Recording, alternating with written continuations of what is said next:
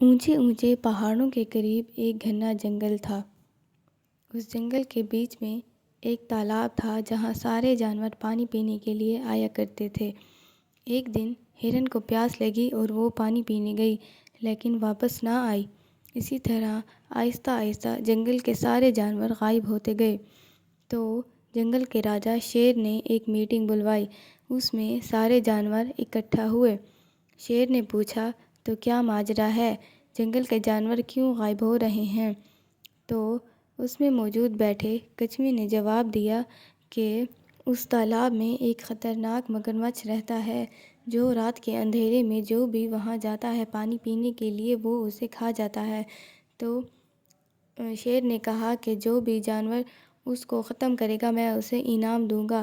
تو جنگل کے سارے جانور نے اسے مارنے کی کوشش کی لیکن اسے مار نہ سکے۔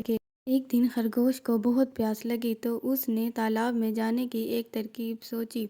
جیسے ہی وہ تالاب کے پاس گیا تو وہاں پہ موجود مگرمچھ اس کے پاس پہنچنے کے لیے ایک نوکیل دار کانٹے میں پھنس گیا اور وہ بعد میں مر گیا۔